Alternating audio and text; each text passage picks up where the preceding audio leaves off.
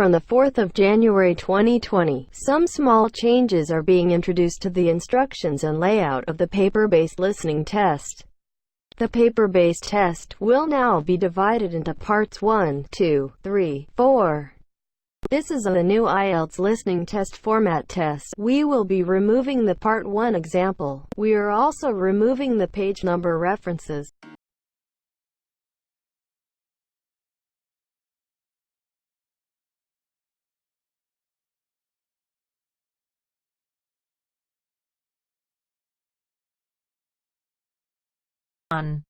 You will hear a conversation between Harry and Andrea, two students who have just finished their final exams. First, you have some time to look at questions 1 to 5.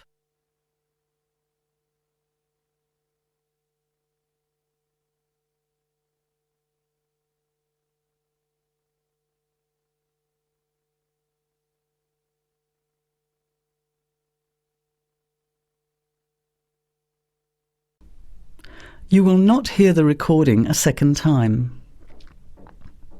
Listen carefully to the conversation and answer questions 1 to 5. Hi Andrea, how are you feeling now that exams are over? It's fantastic to have finished, isn't it? And to sleep in every morning.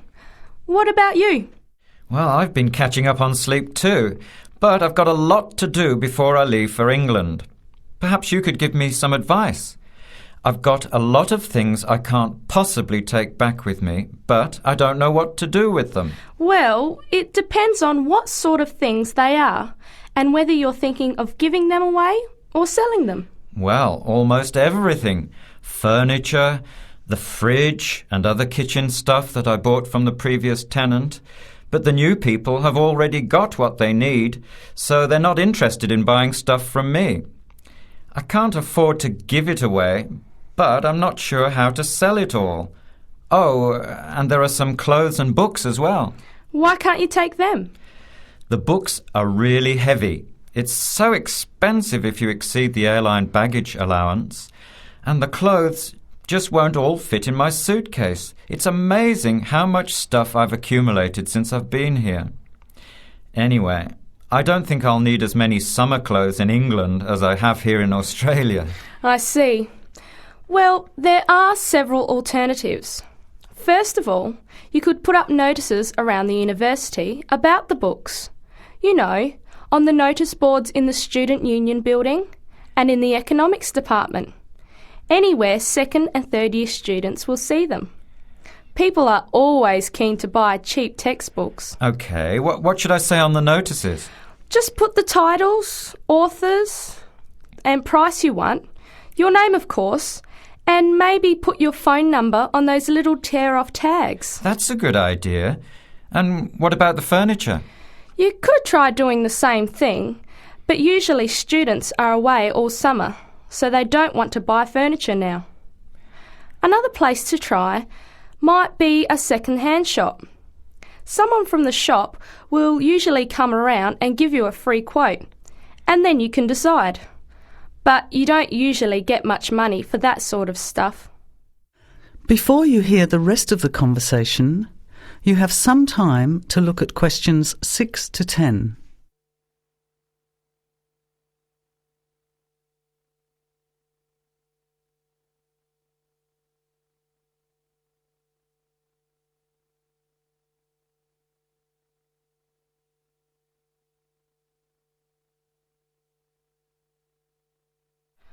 Another alternative is to put an advertisement in the Trading Post. Do you know that paper? It comes out every week advertising things people want to sell. You have to pay to put the advert in and then hope people phone. Give them as much information as possible, and if they're interested, invite them to come and have a look.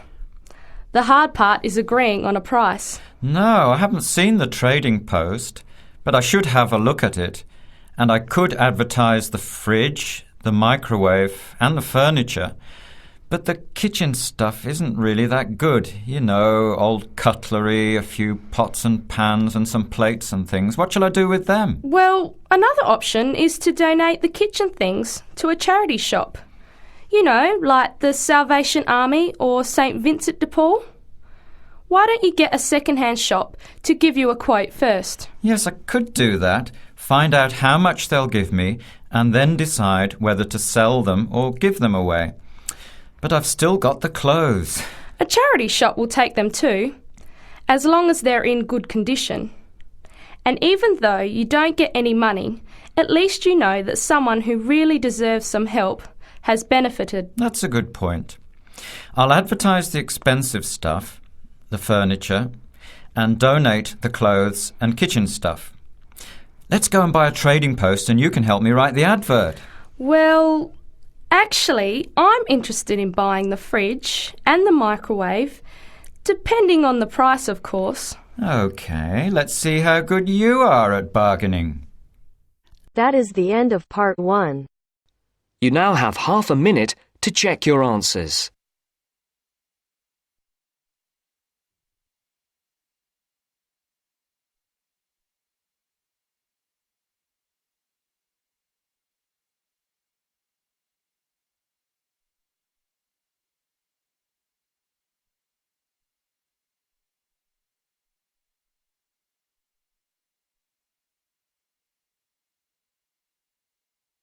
Now turns to part 2. Part 2. You will hear part of an introductory talk to a health club. Listen carefully and answer questions 11 to 15.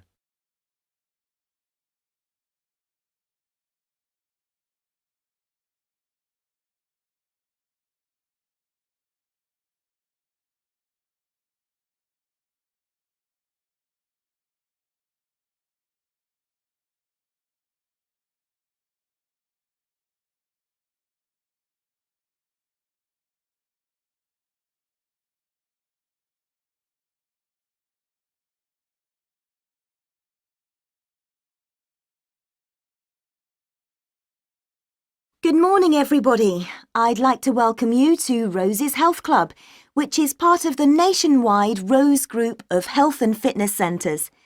Today, I hope to tell you everything about the Glenfield Centre and the facilities it offers. First, have a look at the map of the centre I have put up here. There's a copy of it in your information packs. As you can see, we have a range of facilities. We are here at the meeting point, next to the reception desk. If you get lost, which is unlikely, make your way here. The main feature of the health club is, of course, the swimming pool. This is a 25-metre pool divided into 3 or 4 lanes. Access to the pool is normally through the changing rooms for obvious reasons. To get to these, bear left as you come through reception, and as you follow the corridor, they are the 2 doors immediately to your right. First the female changing room, then the men's. If you follow the corridor right to the back of the building, you'll find one of our most popular features, 3 state-of-the-art squash courts. We keep them in very good condition, so if you're keen on that sport, I'm sure you'll appreciate the quality. Right then, I'm sure what many of you are thinking of joining for is access to the gym facilities and activities like yoga. We've got lots of space for this, and these are all situated on the left-hand side of the main corridor, opposite the changing rooms and squash courts. At the far end, you'll find the fixed and free weights room. There are lots of fixed weights machines, and you'll also find exercise bikes and rowing machines. Next to that, directly opposite the changing rooms, there's access to our sports hall. This is where yoga classes, martial arts, circuit training and other classes take place. We even have badminton and table tennis sometimes. OK, moving on from the sports, there are 2 other things to point out. One is a small door next to reception to the left as you come in. This takes you into the staff training room. This is important because you'll know where to find us in an emergency, and it doubles as a first aid room in those circumstances. Finally, last but not least, there is another corridor to the right as you come in, and that leads you to the cafe lounge on one side and the viewing area for the swimming pool on the other. Before you hear the rest of the talk, you have some time to look at questions 16 to 20.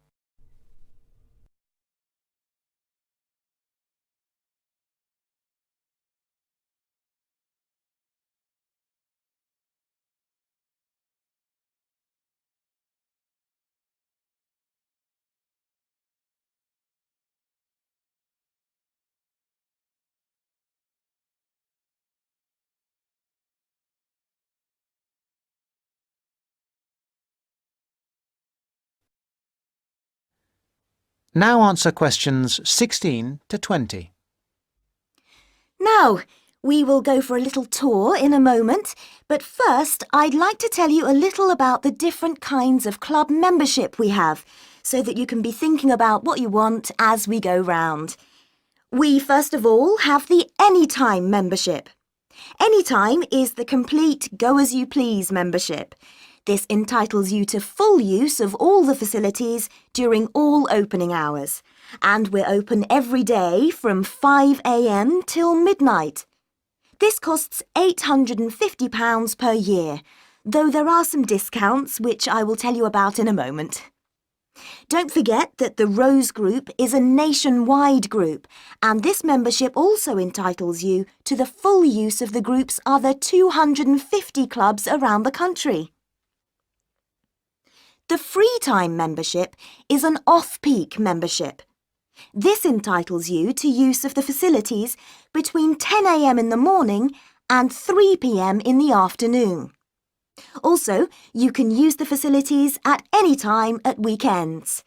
This costs £500.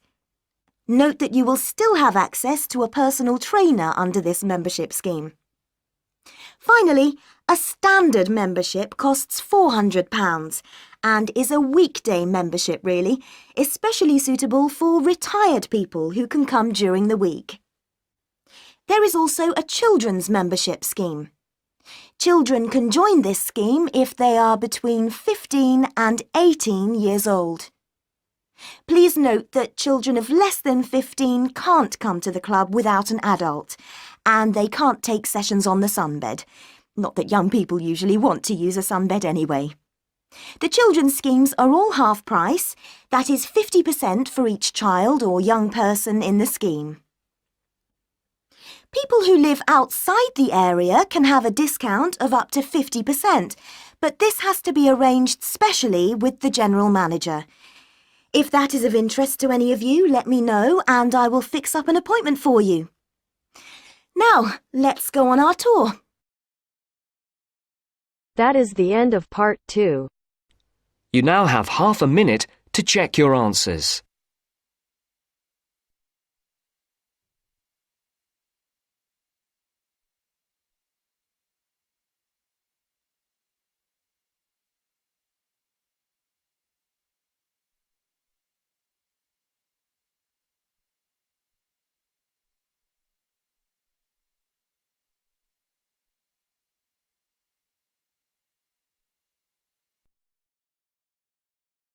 Now turns to part 3. Part 3. You will hear a tutor and some students talking about an assignment. Listen carefully and answer questions 21 to 26.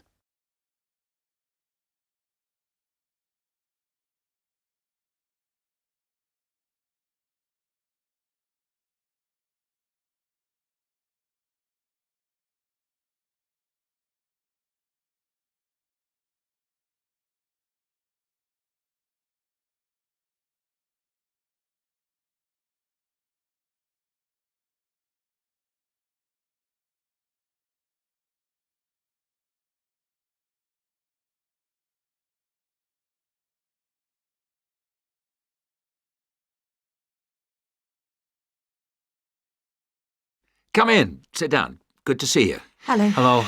Now, this assignment. The best thing we can do, I think, is to think how we can approach it.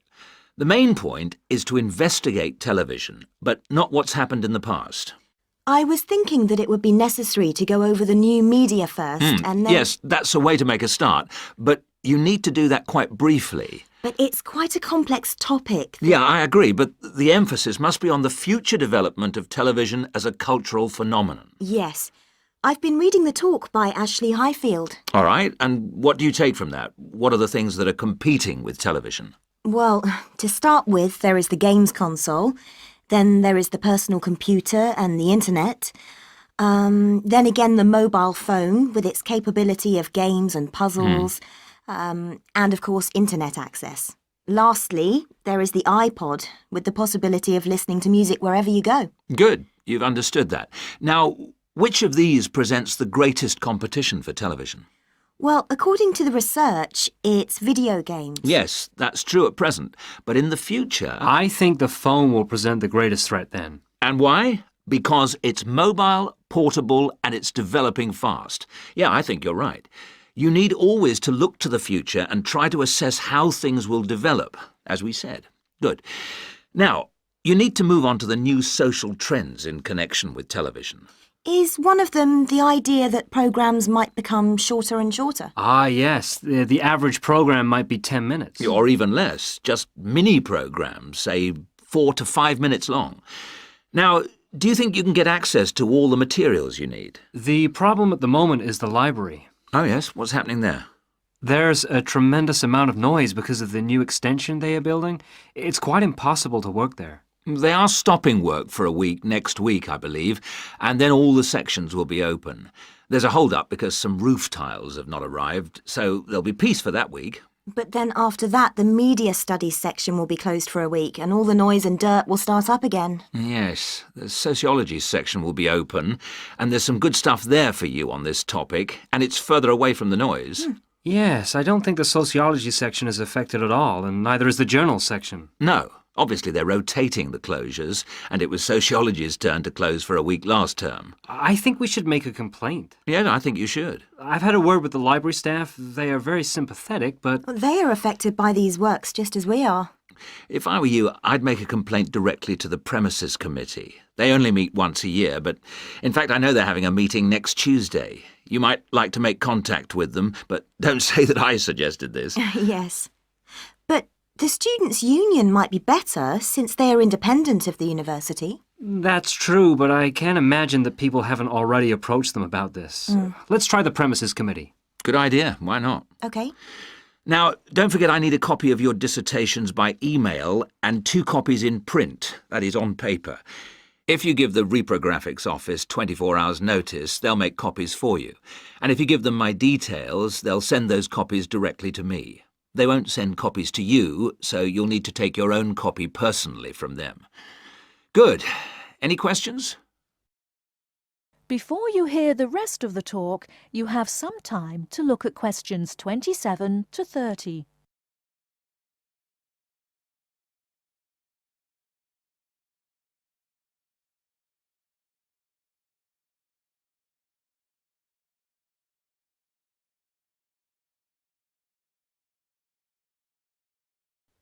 Now answer questions 27 to 30. One little thing was just that I wondered whether we should actually talk about that famous website. You know the one, YouTube. Ah, I was rather hoping you hadn't overlooked that. Good point. It's mostly homemade videos. I suppose you could say that each video is a television version of a podcast. Anything else? Yes, I've got a question, I'm afraid. I'm not completely clear about the exact meaning of culture, as we are using it in this subject. Well, Mrs. Jones is giving a lecture on culture and society in the University Theatre. It's on Wednesday at 10 a.m, and you can learn all about it there, I'm sure. Can you give us that again, please? Yes, that's Culture and Society. It's in the University Theatre. And let me just check the time. Yes, here it is. 10 a.m. on Wednesday. She'll be giving a very thorough discussion of the issues in defining what culture means. Right. That's good. The thing is, the reading list confused me a bit. One thing that occurred to me was that it might be broken down into subsections for future students. Yes, that's a fair point. I'll bear that in mind. Now, don't forget, you need to do the reading and finish the assignment by the 4th of July. Is that okay? Fine. Thank you very much.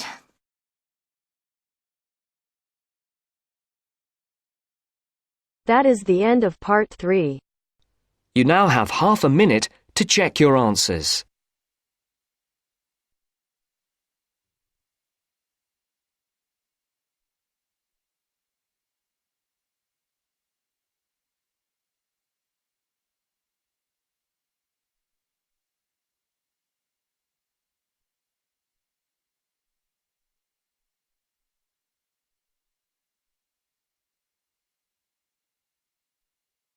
Now turns to part 4. Part 4. You will hear a historian giving a presentation about techniques to identify the origin of handwritten books from the Middle Ages. First, you have some time to look at questions 31 to 40.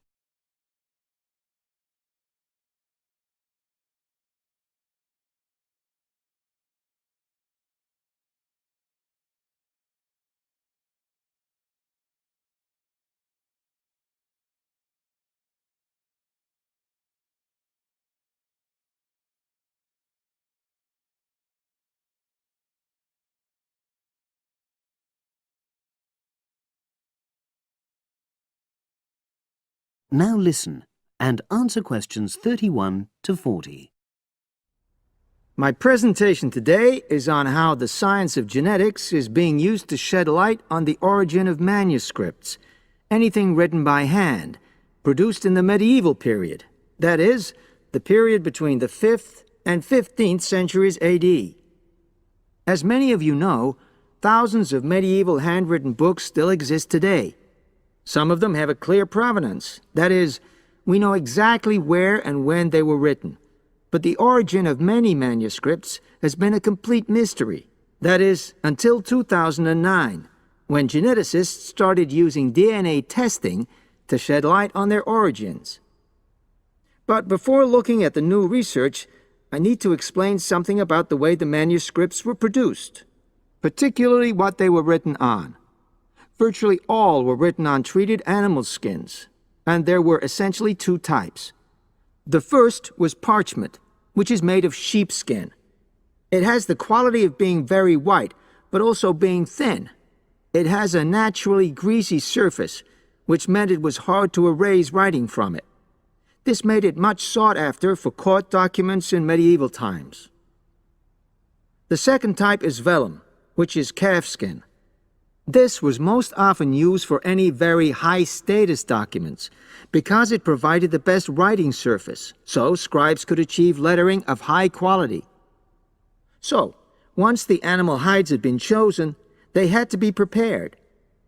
Where the right materials were on hand, the skins were put into large barrels or vats of lime, where they were agitated or stirred frequently. But if lime wasn't available, then the hides were buried.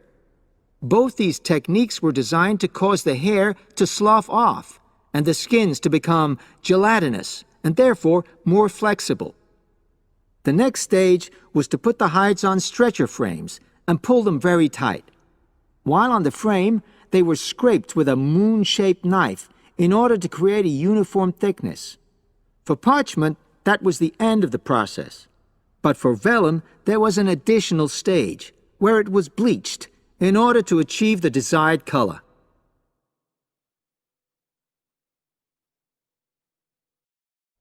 So, what does all this preparation mean for the quest to identify the origins of mystery manuscripts? Well, until recently, the only way historians and other academics were able to guess at origins was either through the analysis of the handwriting style or from the dialect in which the piece was written. But these techniques have proven unreliable for a number of reasons. It was thus decided to try to look at the problem from a different angle, to start from what is known, that is, the small number of manuscripts whose origins we do already know. Because these parchments and vellum are both made from animal hides, it was possible to subject them to DNA testing and to identify the genetic markers for the date and location of production. From this was created what is known as a baseline. The next stage was to test the mystery manuscripts, finding their DNA characteristics, and then making comparisons between the known and the mystery scripts. Genetic similarities and differences enabled the scientists to gain more information about the origins of the many manuscripts we had known virtually nothing about up to that point. Now you might ask, what are the potential uses of this new information? Well, obviously, it can shed light on the origin of individual books and manuscripts. But that's not all. It can also shed light on the evolution of the whole of the manuscript production industry in medieval times. And because that was such a thriving business, involving very large-scale movements right across the globe, the new data in turn help historians establish which trade routes were in operation during the whole millennium. Now, if anyone has any questions... That is the end of part 4. You now have half a minute to check your answers.